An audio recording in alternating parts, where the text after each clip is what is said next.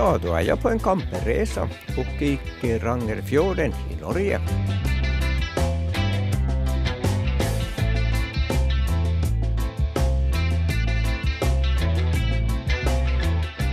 Men resan börjar hemma med lite planering och packa grejer man behöver med på resan.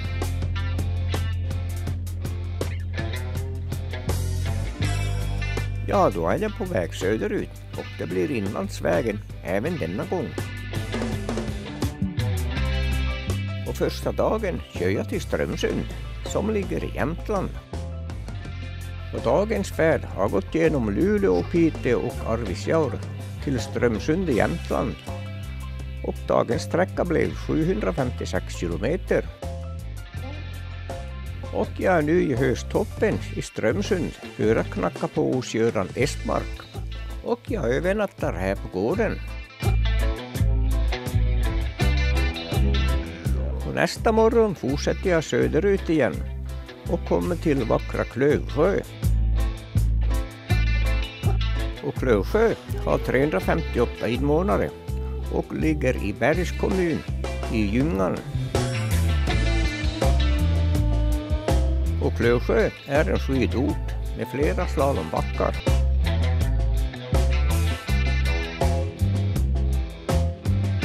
Och efter 25 minuters körning kommer man till Vemdalen och då är man i Härjedalen. Och Vemdalen har 661 invånare och är en stor skidort. I Vemdalen finns det flera slalombackar och stugbyar.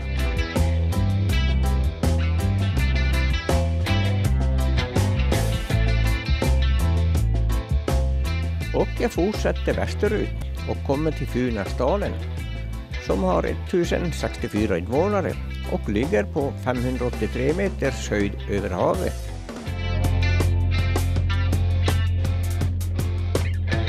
Och Funäsdalen ligger i Tännäs socken i Härjedalen. Och alldeles in till samhället ser man branta sluttningen på Funäsdalsberget.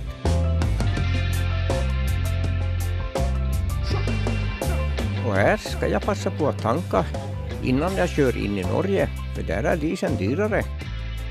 Och Funäsdalen ligger bara 30 kilometer från norska gränsen. Och nu ska jag knacka på i det här huset. Här bor min kusin Göran Wallgrens dotter Rebecka med Emil. Här har vi kusin Görans dotter Rebecka. Hej hej! Hej, och Emil. Tjena. Som bor här i Funäsdalen. Jajamän, välkommen. Och mår som kungar och drottningar. Ja. Ja, just det. Ska vi sjunga lite nu? Kan det bra? Och han hette... Harry. Just det var Harryboy. Ja. Och efter ett kort besök fortsatte jag västerut igen.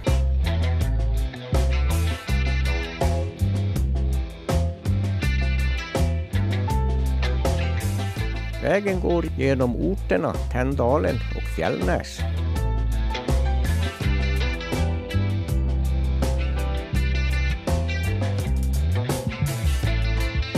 Och nu kommer jag in i Norge.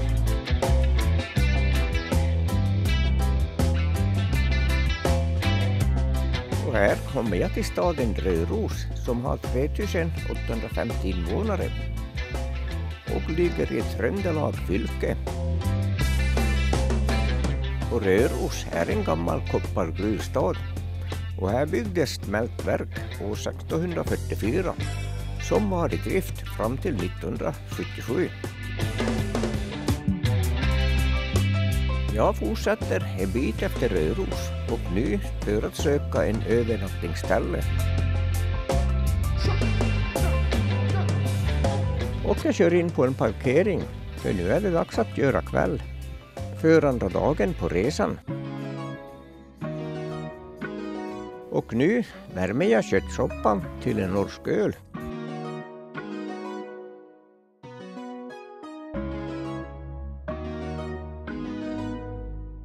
Och dagens resa har gått genom Östersund. sedan västerut en bit in i Norge. Och dagens resa blev 453 kilometer. Och nu är det dags för natti. Och ny dag, och efter frukosten fortsätter jag västerut.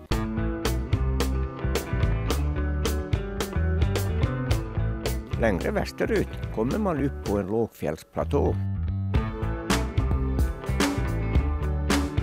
Och nu har jag kört ett tag och börjar känna kaffesuget.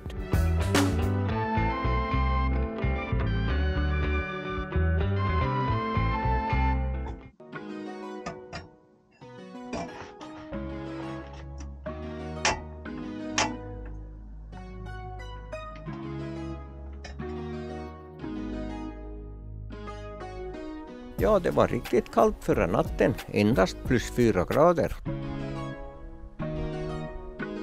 Engelska paret övernattade här och de sa att det var bara 2 grader i natt.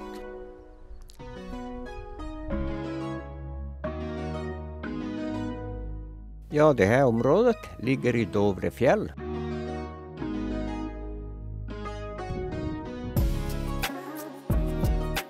Och efter kaffepausen är det dags att fortsätta igen.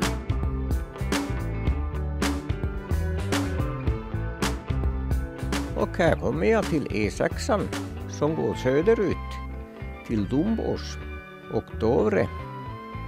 Därefter tar jag av västerut på väg 15.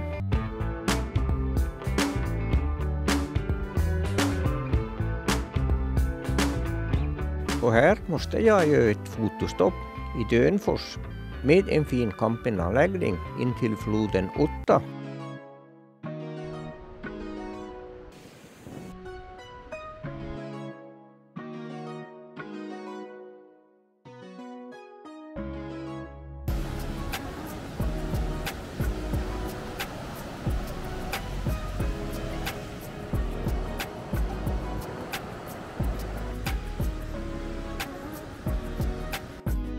Och efter fotostoppet rullar jag igen och gör ett till fotostopp i Billinge.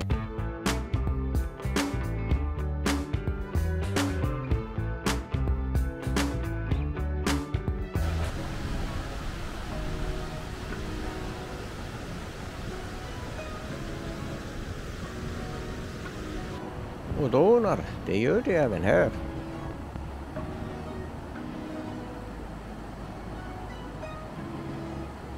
Och tillbaka på väg 15 som går västerut.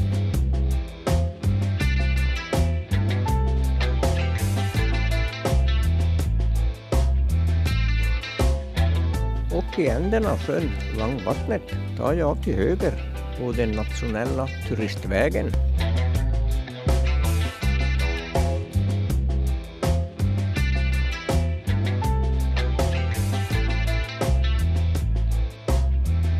Och här är det nästan vinter och vägen slingrar sig högre upp hela tiden.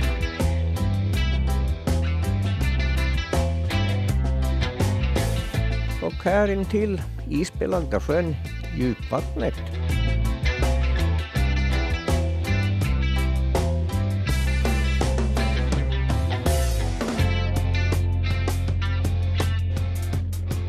Och här kör jag in i parkeringen för ett kort fotostopp. Ja, det är mycket snö kvar på höjderna.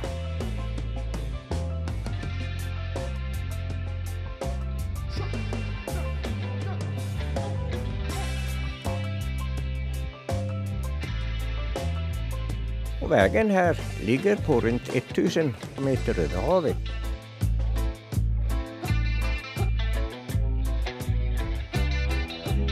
Och så kommer jag till Djupshavshytta som har en café och souvenirbutik.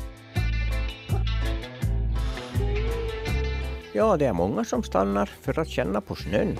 Det är många som bor i de varma länderna utan snö. Och det har faktiskt en dröm att få känna på snön. Ja, den drömmen har då inte jag, för inget är så säkert som att vi får snö varje vinter.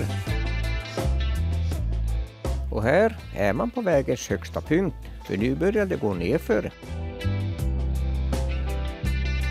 Och serpentinvägen slingrar sig nerför mot Gerangerfjorden.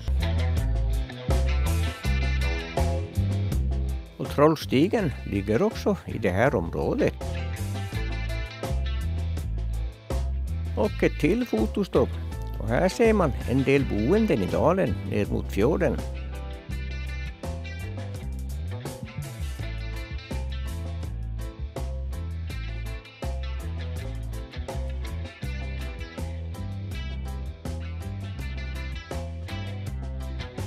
Och jag fortsätter nerför och man ser många vattenfall och jockar efter vägen.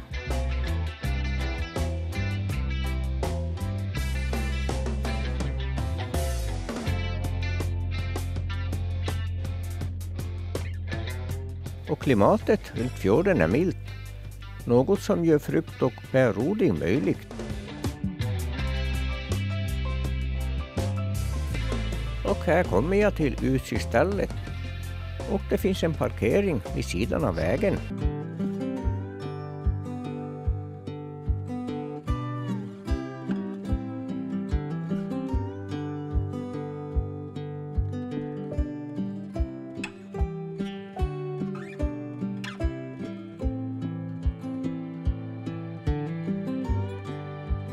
Och Gerangerfjorden är en av Norges mest kända turistorter.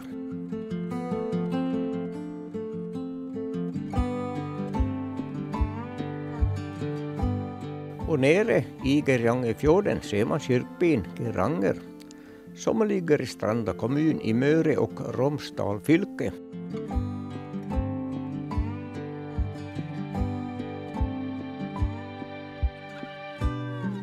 Och fjorden är 15 kilometer lång och utgör en arm till Storfjorden.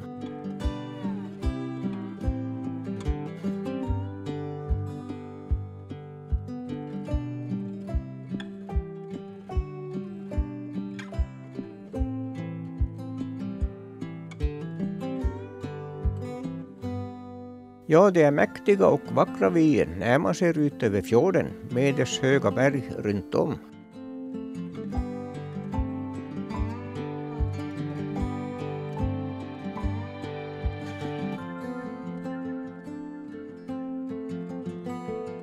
Och när jag är klar med fotandet kör jag ner till samhället Geranger.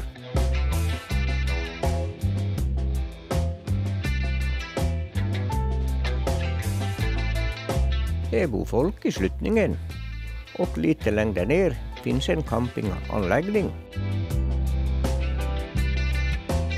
Och här kommer första hotellet till sluttningen som ligger strax ovanför kyrkan.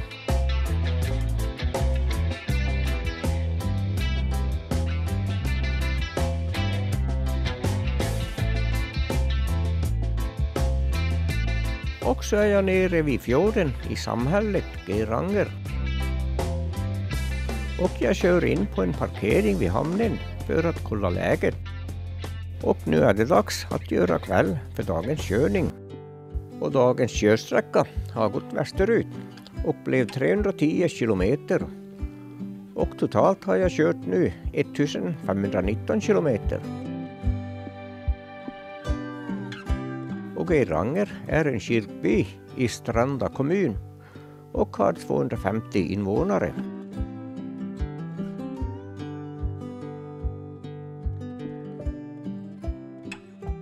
Och här finns flera hotell och restauranger och en camping in till fjorden.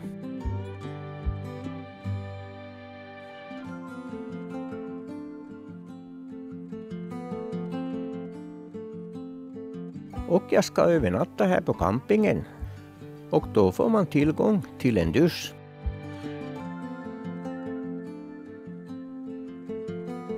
Och en plats här utan el går på 350 kronor.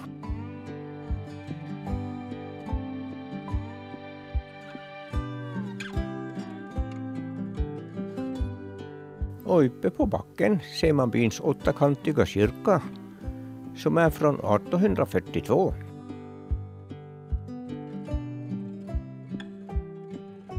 Och nu för en titt på jocken och fallet som rinner ner in till kampen.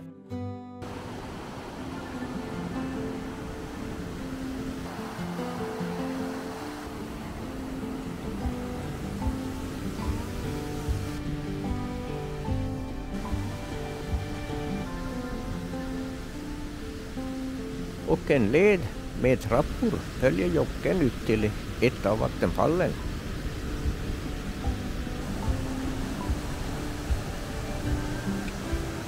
Och nedanför ser man flera rader av husbilar.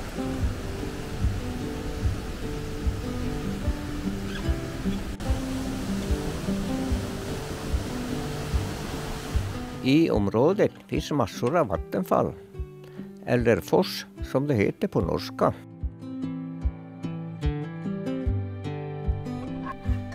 Ja, nu är det dags för middagen. Och plättar smakar alltid lika bra.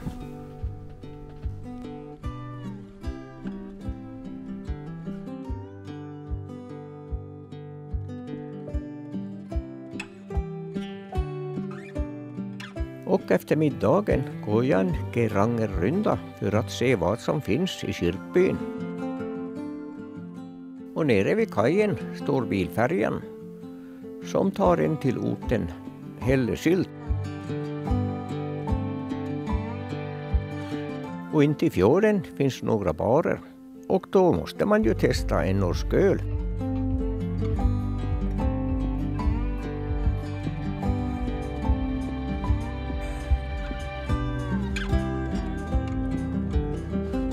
Och en vikingallé går på 140 kronor.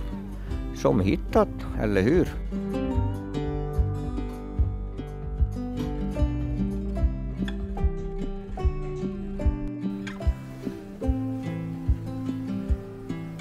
Ny dag och jag står på kajen för nu ska jag ut på en fjordtur.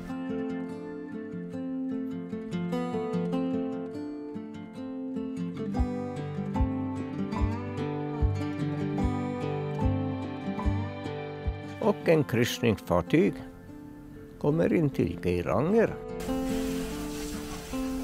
Det är den här båten som gör turerna i fjorden. Och klockan 8 går första turen som går på 550 kronor. Och tar en timme.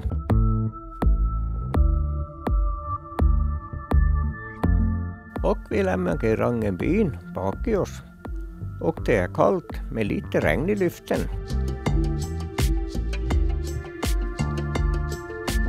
Området har formats under den sista istiden, då glaciärer grävt ut djupa fjordar och format dessa berg.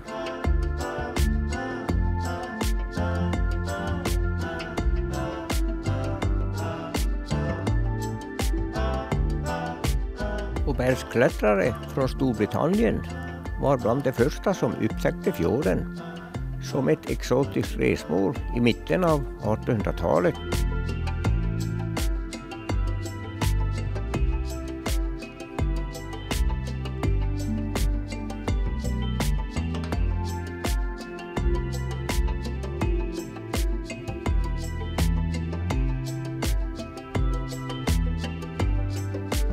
Och här kommer vi till fallet Sjusystrarna.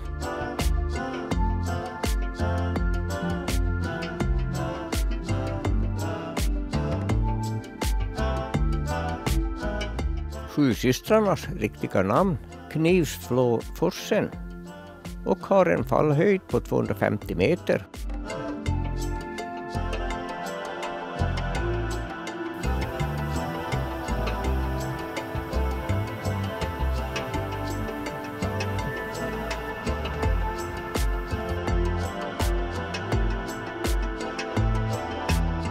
Och lite längre bort kommer nästa fall som är Brudslöjan. Och namnet Brudslöjan kommer från att fallet ser ut som en brudslöja. Och namnet Brudslöja finns även på ett av fallen i Niagarafallet.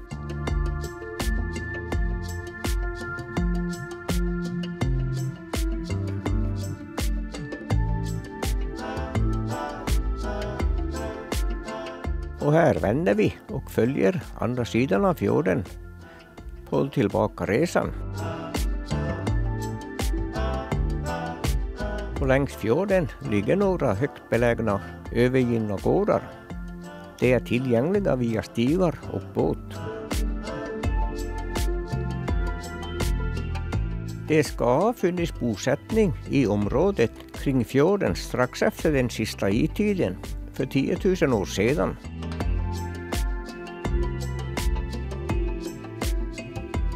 Och detta fall kallas för Friaren, då den ligger mittemot de 7 systrarna fallet på andra sidan fjorden.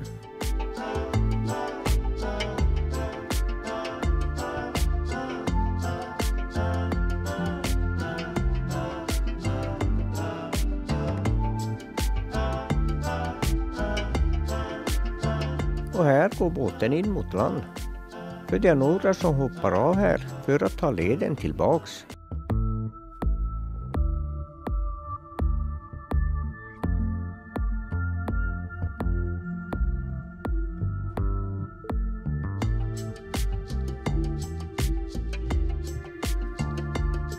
Ja, det går inte att klaga på bierna. Och att ta en båttur är att rekommendera.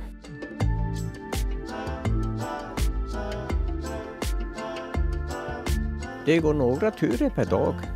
Den långa turen tar 2 timmar och denna tur tar 1 timme.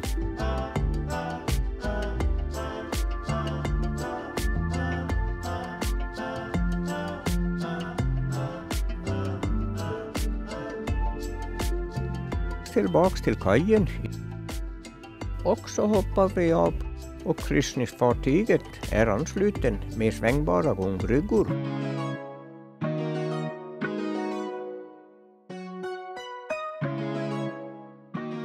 Ja, det blir klirr i kassorna när turisterna från skeppet kliver i land. Ja, då fortsätter jag köra igen och kör in på första parkeringen för en kaffepaus.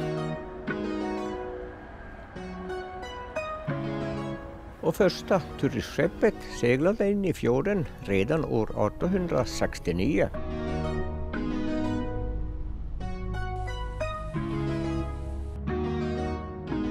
Och då rullar jag igen och denna väg kallas för Örnvägen.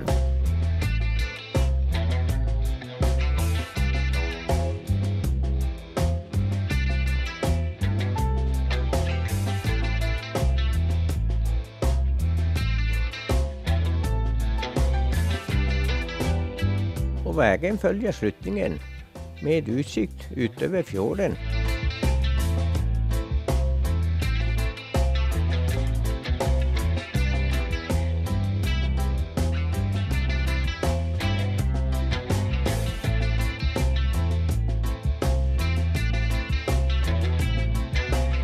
Även här finns det några hus med fast boende längs vägen.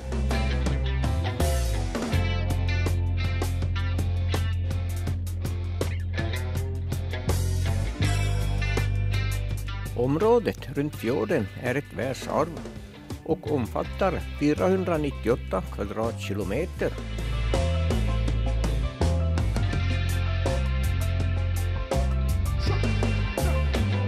Och här kommer nästa fotostopp på en utsiktsplats. Och det här stället kallas för ön Svängen.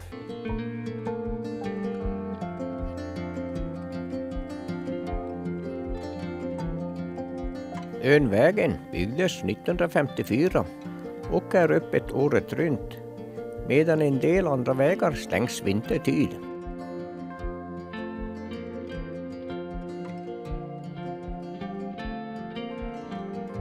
Och här från ön Svängens utsiktsplats får man en mycket fin utsikt över fjorden.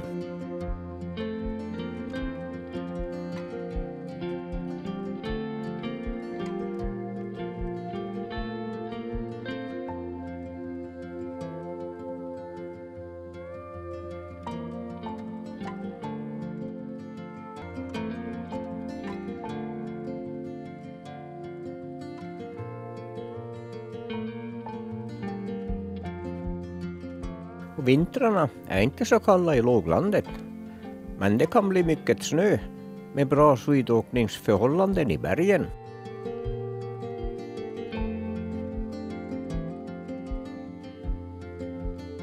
Och cirka 600 000 turister besöker Geiranger och Trollstigen varje sommar. Och sommartid ökar befolkningen rejält runt fjorden av säsongsarbetare på grund av turismen. Ja, då fortsätter jag igen uppåt längs Önvägen.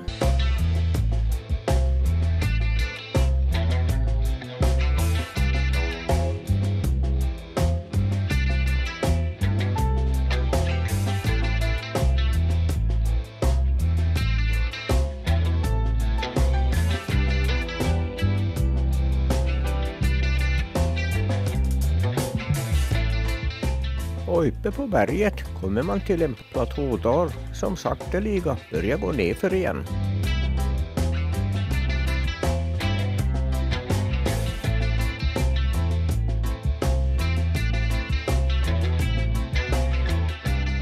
Vägen följer Eisdalsvattnetsjön. Ja, nu börjar man känna sig hungrig, så det passar ju bra att svänga in på parkeringen här framme.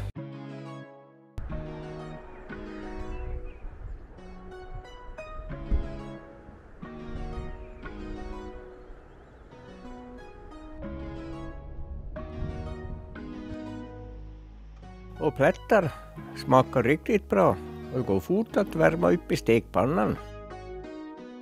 Mätt och belåten fortsätter jag igen.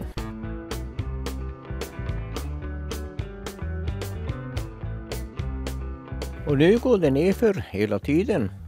Och här kommer jag till Eisdal.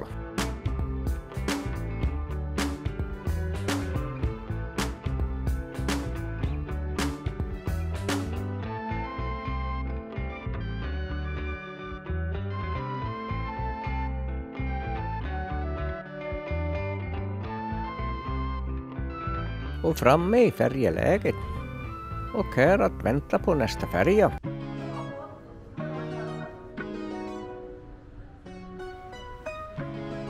Det är 2 färjor som går fram och tillbaka hela tiden. Och då är vi på andra sidan fjorden i Linge. Och här tar jag väg 650 västerut.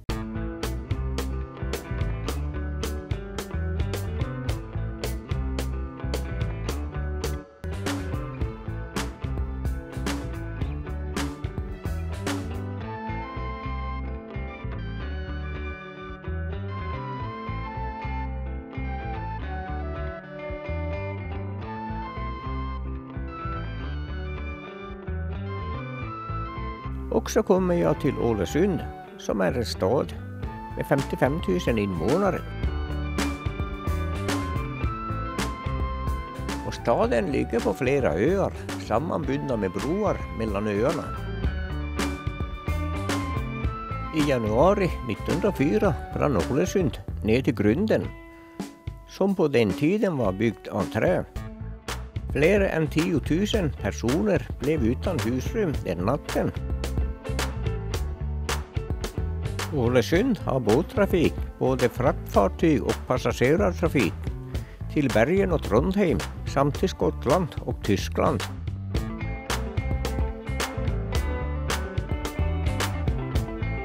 Och jag söker vägen som går upp på berget Axla. Och uppe på Axla och härifrån får man en fin utsikt över staden med omnejd.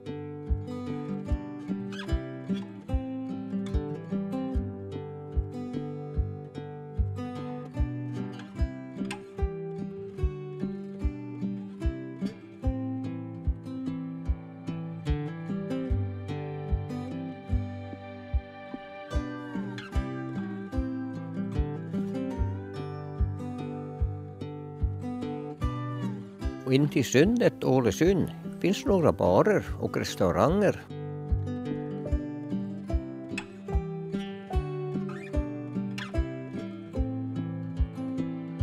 Och in till bron står statyn Fiskegutten. Staden har en ovanlig konsekvent arkitektur. De flesta byggnaderna har byggts mellan 1904 och 1907 i jugendstil.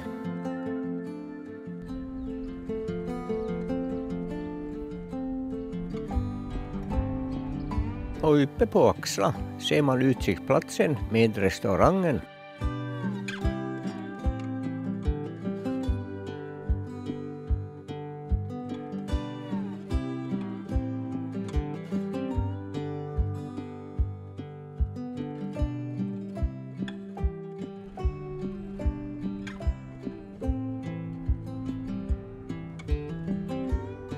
Och en alkoholfri Peroni går på 72 kronor.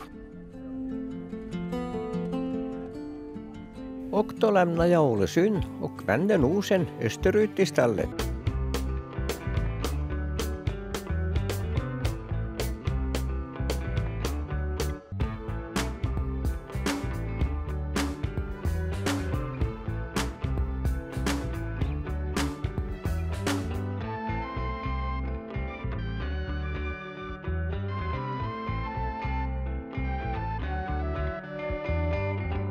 Och här kommer en stor parkering. Och nu är det dags att göra kväll. Ja, det här är Trollväggen som ligger i närheten av Trollstigen och Rangerfjorden. Och här har man satt upp en tavla till minne för de klättrare som dött på denna branta bergssidan. Och nedanför de som hoppat ner från stupet med fallskärm och omkommit. Och här ser man var de har klättrat upp för bergsväggen. Och Trollväggen är Europas högsta lodräta bergsväg. Det är 1700 meter höjdskillnad från dalbotten upp till toppen av berget.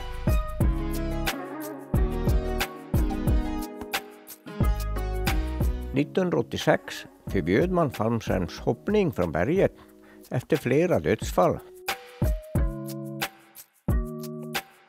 Idag är all räddningssanktioner förbjudna för de anses vara för riskabla.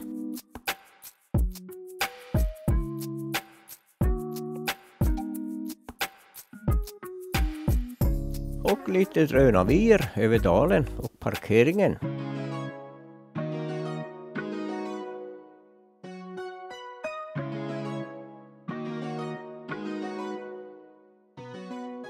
Och dagens färd har gått västerut till Ålesund och därefter österut hit till Trollväggen. Och dagens sträcka blev 238 kilometer. Ny dag och jag rullar österut mot fosterlandet.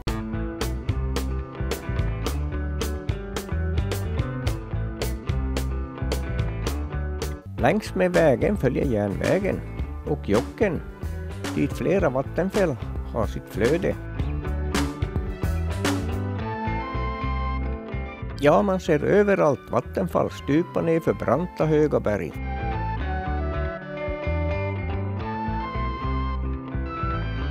Och nu blir jag nyfiken för att se vad som finns på denna parkering. Ja, det dånar i alla fall. Och detta är Värmaforsen i Romsdalen.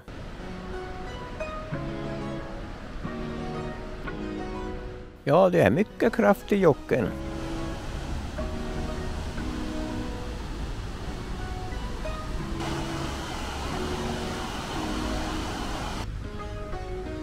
Och på andra sidan bron finns en kafeteria, men det har inte öppnat än.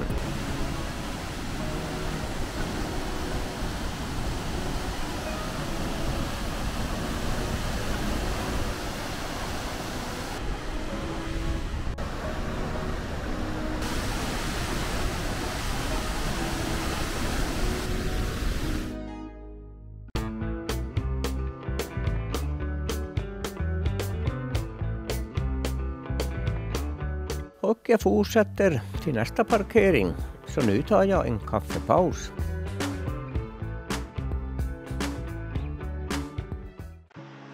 När man har med sig köket behöver man inte leta efter barer.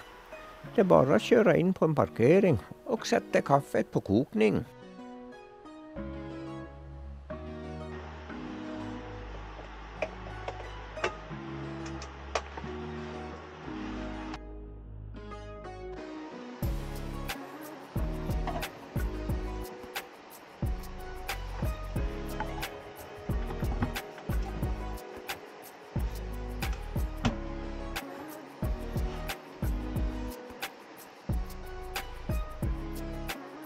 Då fortsätter jag längs väg E136.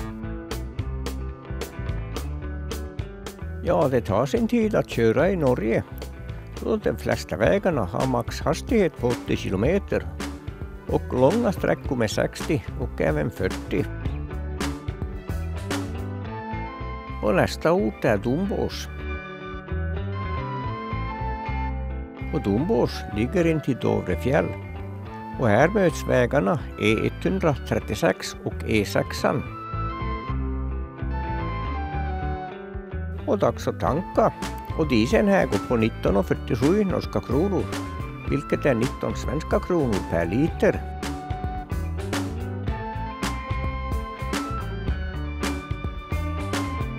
Och jag kör vidare genom Upptal, där jag kommer till E6 som jag ska följa en bit. Och E6 går norrut till Trondheim och vidare ända upp till Kirkenes.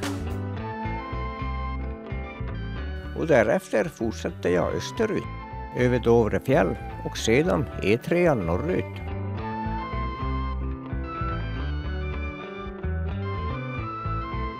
Och nu är det dags att putsa vindrutan så det inte blir en massa insekter och oskärpa i filmen.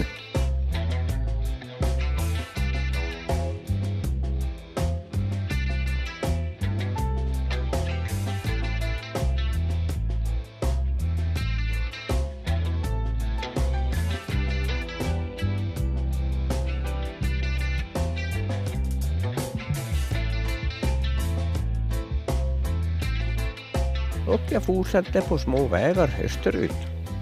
Och landskapet har förändrats en hel del från de höga bergen och fjorden.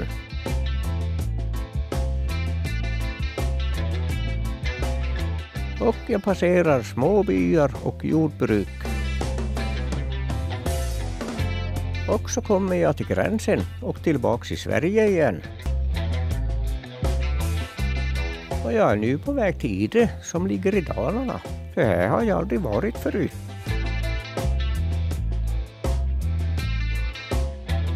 Och här kommer jag till Österdalsälven som rinner genom Idre.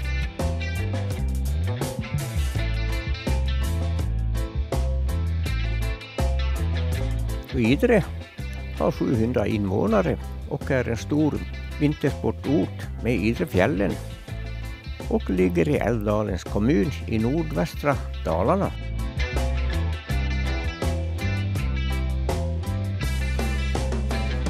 Och här ser jag att det är bara 95 kilometer ner till Sälen.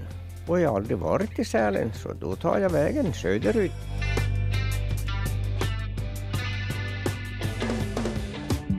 Och även Sälen är en stor vintersportort med 950 invånare och ligger i Malung-Sälens kommun i Dalarna. Och tätorten kallas även för Sälens by för att skilja tätorten från vintersportanläggningarna uppe på Sälenfjällen.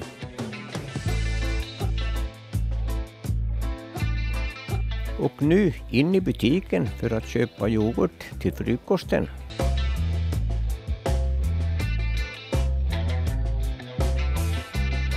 Och jag fortsätter 6 kilometer söderut och kommer till startplatsen för Vasaloppet.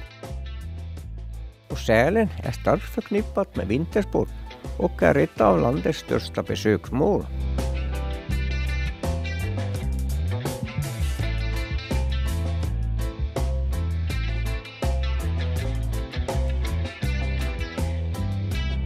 Det är ett stort område där alla skidåkare ställer sig för att ge sig ut på Vasaloppet.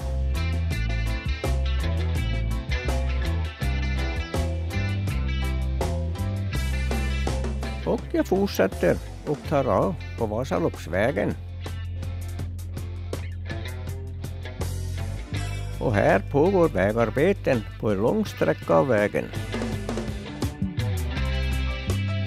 Och jag passerar de kända Vasaloppskontrollerna som Risberg, Eversberg och Oxberg.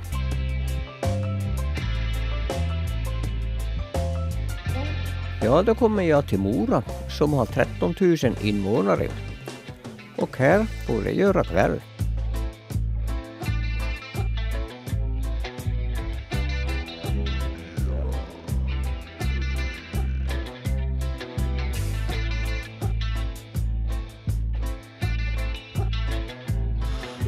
Och då är jag i mål. Ja, nu har jag kört Vasaloppet. Och det är nog enda Vasaloppet för mig.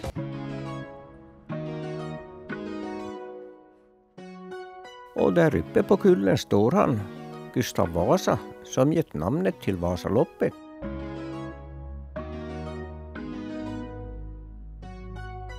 Och Gustav Vasa föddes 1496 och dog 1560.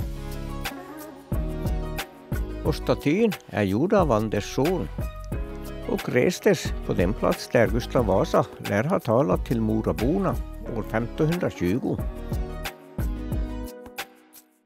Mora är mest känd för Vasaloppet, men har även mycket historia att berätta. Och Mora klockstapel med Vasalöparen framför. Och klockstapeln byggdes 1672 efter en brand som 1671 förstörde kyrktornet.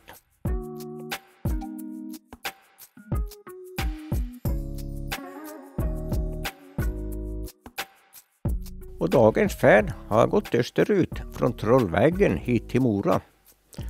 Och dagens sträcka blev 583 kilometer och totalt 2340 kilometer. Ny dag och jag fortsätter österut. Och nu kör jag in i Bergvik för att knacka på hos mina gamla grannar. Ja, det var hemma, Karin och Torvald Pääjärvi. Tänk att här bor mina gamla grannar. Ja. Ja, nu filmar jag. Gör du? Ja. Jag undrar om jag törs säga vad Torvald brukar säga. Ja, det törs. Ja. Vi bor i paradiset. Jaha, ja. Ja.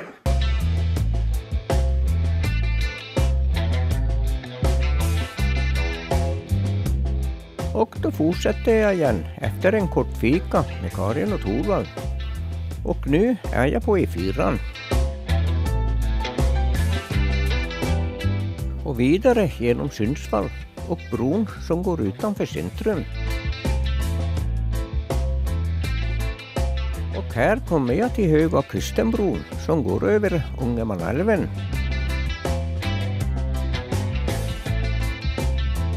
Och bron är en hängbro som invigdes 1997. Och bron är 1867 meter lång och på 188 meters höjd.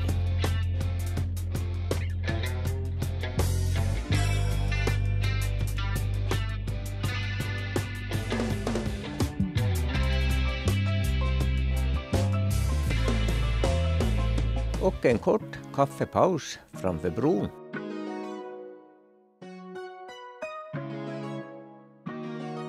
Och vidare genom Övik och till Vännäs för att knacka på hos min son Daniels familj.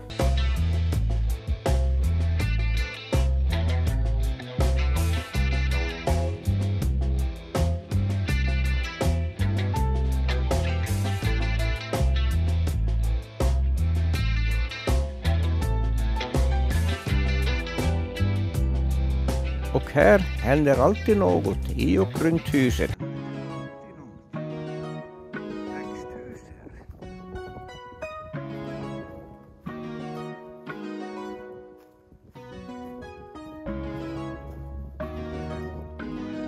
Dagens färd har gått från Mora österut och E4 norrut och dagens sträcka blev 589 kilometer och totalt 2929 kilometer. Givetvis måste farfar ta en sväng till stallet.